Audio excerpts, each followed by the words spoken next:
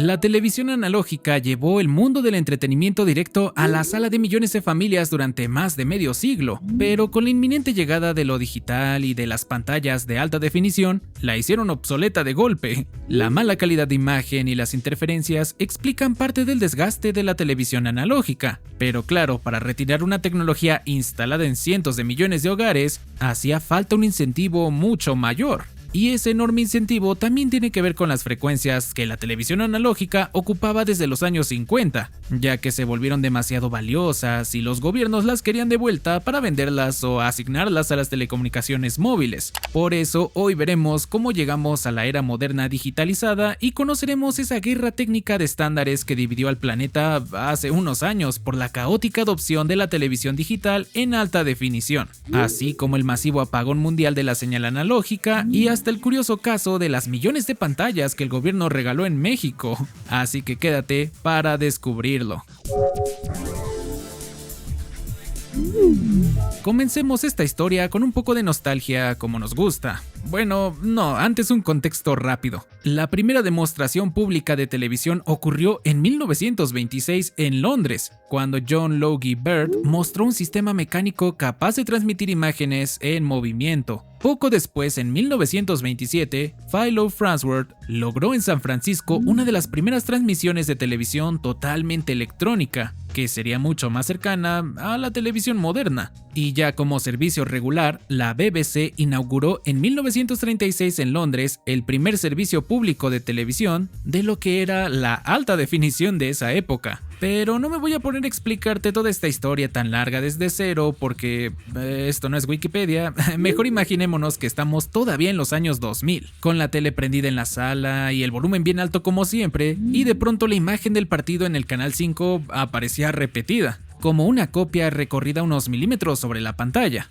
Bueno, a eso se le conoce como el efecto fantasma, y era debido a que la señal analógica, al salir del transmisor y llegar hasta tu antena, podía rebotar en la fachada de un edificio o a lo mejor en una loma cercana. Así llegaba una copia directa y otra llegaba una fracción de segundo después. El televisor no tenía forma de saber cuál era la buena, así que las mezclaba y te dejaba esa imagen doble que muchas veces arruinaba cualquier cosa que estuvieras viendo. Además, la señal analógica también tenía otro defecto muy visible, ya que cuando la señal llegaba muy débil, la pantalla se llenaba de algo conocido como nieve, que no es más que esos puntitos blancos o negros que aparecían tanto visual como sonoramente en forma de ruido. Seguro todavía mucha gente recuerda esto debido a que ahora se le da propósito a cosas como videos, pero habían otras cosas técnicas que nadie notaba porque así debía hacerlo, pero ocurrían todo el tiempo. Y es que mira, en la televisión analógica, cada cuadro que veías se armaba por mitades. Primero aparecían las líneas impares y luego las pares, y a esto se le llamaba imagen entrelazada. Una técnica pensada para ahorrar ancho de banda cuando el espectro era limitadísimo.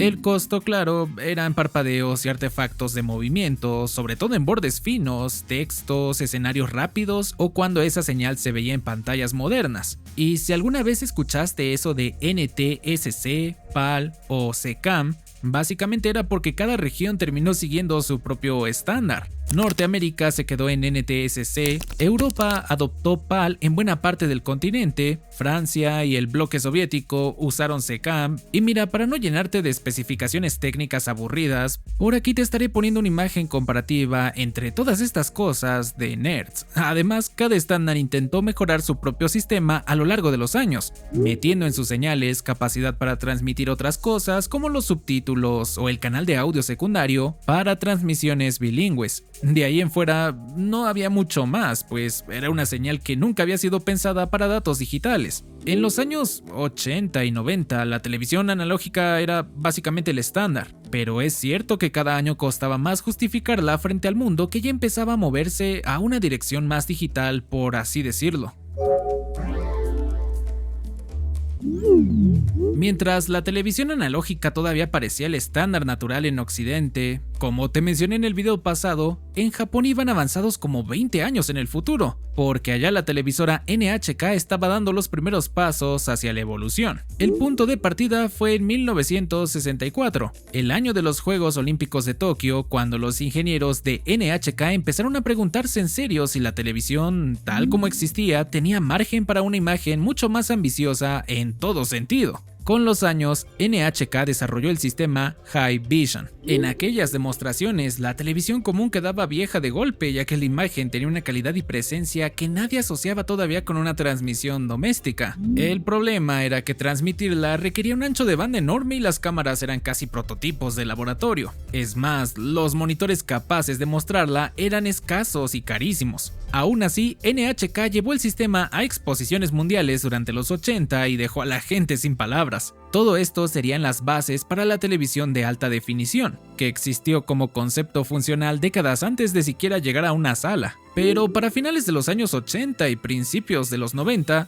la industria empezó a entender que la alta definición no iba a volverse masiva si seguían dependiendo de una señal analógica gigantesca. En 1988 se creó el MPEG, el grupo que terminaría definiendo estándares clave de compresión de video. Y durante los años 90, esa idea se volvió central, ya que la televisión tenía que dejar de viajar como una señal continua y empezar a viajar como datos digitales comprimidos. Y esto cambia todo, porque la alta definición por fin dejaba de ser una demostración futurista japonesa y ahora sí empezaba a parecer viable en una red de verdad de transmisión. Detrás también estaban fabricantes como Sony, Panasonic, Toshiba, NEC o Sharp, desarrollando desde cámaras hasta monitores o grabadoras y todo ese equipo necesario para manejar esa señal. A la vez, Estados Unidos, Europa y varios organismos internacionales y hasta empresas privadas buscaban resolver el mismo problema de cómo transmitir más calidad sin devorar todo el espectro disponible.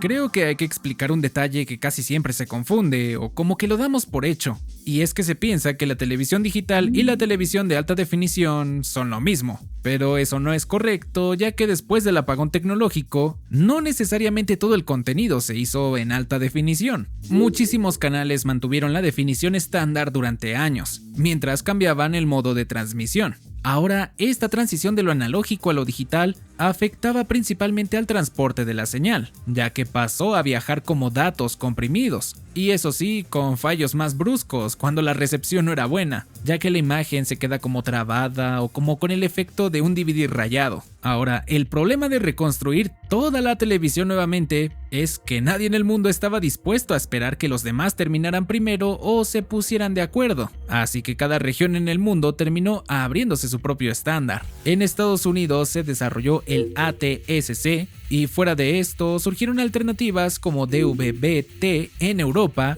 e ISDB-T en Japón, por mencionarte algunos. Y claro, no nada más porque sí.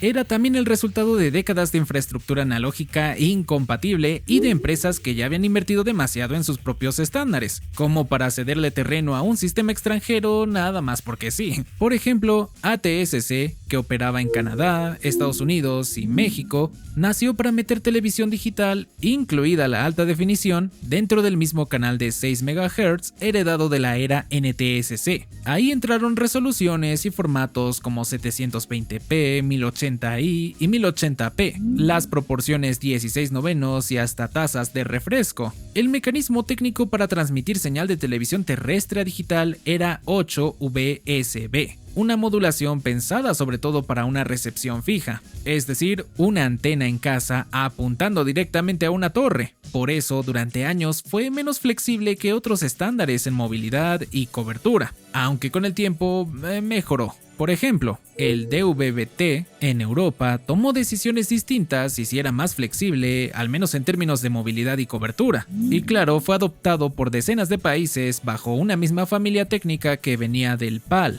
Pero como entre países cambiaban los códecs y con la llegada posterior del DVB-T2, muchos televisores comprados durante la transición quedaron obsoletos antes de tiempo, ya que bajo esas actualizaciones habían muchas cosas que ya no eran compatibles con sistemas anteriores.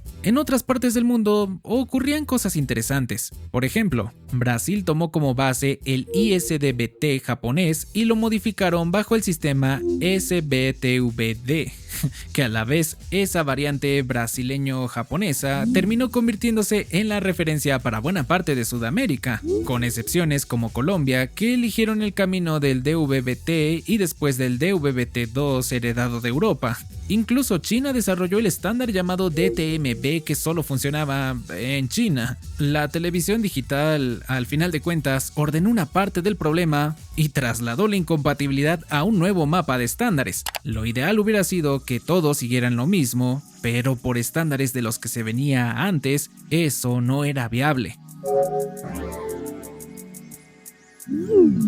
Para el consumidor común como tú y como yo, empezamos a conocer la televisión en alta definición cuando comenzó a tener sentido frente a una pared de televisores planos reproduciendo demos que te dejaban con la boca abierta. Y es que ver una escena de una película, aunque fuera en 720p, era alucinante. Tanto detalle que un televisor CRT de la casa nunca había mostrado. Que una calidad así llegara a cualquier canal de la televisión era simplemente como un regalo del dios de la tecnología. Y mira, hablemos un poco del hardware que había en esos años, para entender mejor la llegada de la alta definición a los hogares, que claro ya era digital. Y es que había un problema enorme en el mercado en la primera mitad de los 2000. Había modelos que vendían la alta definición de formas muy distintas, desde aparatos enormes y carísimos o pantallas pequeñas que no siempre entregaban lo prometido, y etiquetas como HD Ready que no significaban lo mismo en todos los mercados. Para un usuario común, entre resoluciones, entradas, sintonizadores y formatos, casi nada estaba claro. Y como siempre pasa, muchas tiendas usaban esa confusión para vender modelos más caros. Las pantallas plasma fueron las primeras en enamorarnos. Eran carísimas para un latino promedio, pero ofrecían negros que el LCD de esa generación no podía igualar. El problema era el burn-in, el consumo eléctrico, el peso y claro, el precio. El LCD atacó todos esos puntos ya que era más eficiente, menos propenso a quemados, mucho más ligero y cada vez más barato de fabricar. Por eso terminó quedándose con el mercado. Pero bueno, si quieres saber más de eso tengo un video entero en el canal. Ahora, el contenido realmente tardó más años en alcanzar a las pantallas y hacerles justicia. Muchos canales digitales seguían sin transmitir en HD y hasta las películas que veías en DVD eran definición estándar. Además, mucha gente todavía usaba cables RCA en lugar del HDMI. Por eso creo que la alta definición entró al público masivo más que nada por las consolas como la Xbox 360 y la Play 3, metiendo por primera vez el juego en HD en millones de salas. Incluso la Play 3 empujó el Blu-ray que terminó ganando la guerra contra el HD DVD. Por eso, una vez que lo vemos así, el contenido analógico ya no tenía sentido en esta nueva era. Ahora, esa señal analógica con todos sus defectos fantasma o la nieve eran más molestos que nunca. Incluso esas frecuencias que la televisión analógica ocupaban desde hacía décadas, ahora los gobiernos ya las querían para otra cosa. Solo era cuestión de tiempo para que llegara el apagón definitivo. Detrás de todo este gran apagón analógico, había una razón concreta por la que los gobiernos estaban tan interesados, y es que desde su aparición en los años 50 hasta la primera década de los 2000, la televisión analógica ocupaba frecuencias que se habían vuelto demasiado valiosas para dejarlas atadas a una tecnología con fecha de caducidad. Entonces el apagón también respondería a una reasignación de infraestructura con mucho dinero en juego. Aquí en México ocurrió algo bien curioso, ya que desde 2004 había señales digitales en la televisión, pero el apagón fue por regiones durante 2015, claro, ocurriendo primero en zonas donde la cobertura digital ya era suficiente y avanzando progresivamente, pero el cierre nacional llegó el 31 de diciembre de ese año, y eso convirtió a México en el primer país de Latinoamérica en completar el proceso completo de digitalización bajo el estándar ATSC. Y liberando la frecuencia de 700 MHz para supuestamente mejorar las redes de comunicación e internet móvil, cosa que tengo duda porque creo que todo siguió siendo cagada. Pero lo chistoso aquí es que el gobierno metió un programa para regalar teles a las familias de México. En ese entonces el presidente era Enrique Peña Nieto y bajo un programa de la Cedesol y su famoso eslogan "Mover a México", distribuyeron de forma masiva 10 millones de pantallas genéricas de 24 pulgadas salidas provenidas casi de un embarcamiento chino a todas las familias de México, dejando además un grave problema ambiental al no prever lo que la gente haría con sus viejas teles CRT. Pero bueno, creo que la iniciativa estuvo chida y aunque la tele sí estaba bien culerilla, güey, era gratis. Entre comillas, claro, porque todo esto pues siempre viene de la gente que sí paga impuestos. Y lo cagado es que mucha gente las empezó a vender en los típicos lugares como casas de empeño o hasta en Marketplace de Facebook por unos $150, ya que les daban una tele por familia. Entonces, si vivías en la típica familia mexicana donde están los abuelitos, el hermano mayor que ya se juntó, el hermano que ya se independizó supuestamente, no es mentira. Podían reclamar como 5 pinches teles en una sola casa. Eso sí, tenías que estar formado todo el día en una fila eterna mientras de un montón de camiones te bajaban tu pantallita, para que llegaras a tu casa, la conectaras y por fin vieras el canal de las estrellas o el 5 en alta definición en formato digital, güey. ¡Qué emoción! Pero como sabes, la transición no ocurrió al mismo tiempo en todo el mundo. De hecho, Estados Unidos ya transmitía televisión digital desde 1998 y completó su apagón analógico en el año 2009. Japón, que había sido uno de los grandes impulsores de la alta definición desde los experimentos de NHK, apagó la televisión analógica en 2011, aunque las zonas más golpeadas por el terremoto y tsunami de ese año tuvieron una prórroga hasta 2012. En Europa el cambio fue más fragmentado, ya que algunos países empezaron a implementar también a finales de los años 90 la televisión digital. El cierre definitivo en realidad se extendió durante la década de los 2000 y 2010. En países de Sudamérica, si bien la transición digital empezó en muchos casos a mediados de la primera década de los 2000, el apagón analógico llegó mucho más tarde de lo que uno se imaginaría. Chile lo completó recién en 2024, Brasil extendió algunas señales hasta 2025, Colombia empezó por regiones en 2025 y Argentina volvió a postergar su calendario hasta este 2026. En otros países las fechas se movieron varias veces o el proceso quedó incompleto, como es el caso de Venezuela. A ver, todo esto es información que encuentras en internet, pero si eres de alguno de estos países, déjanos en los comentarios si todavía existe señal analógica o cuándo fue el apagón en tu país. Y no sé, me resulta increíble que nos haya tocado vivir esta transición, ya que durante medio siglo la señal analógica fue la columna vertebral de la televisión y pasó del blanco y negro al color, del 4/3 al 16/9, de la definición estándar a la alta definición. Claro, fue una revolución que tardó décadas en tomar forma desde que nació las ganas de algo mejor en aquellos laboratorios japoneses, pasó por guerras internacionales de estándares, llegó a las salas con consolas y pantallas planas y terminó apagándose cuando el espectro que ocupaba empezó a valer más que la propia tecnología. Muchas gracias por llegar hasta acá, espero que este video te haya entretenido y aprendieras algo. Pero no te vayas todavía, te recomiendo este otro para seguir más o menos con el tema. Nos vemos allá.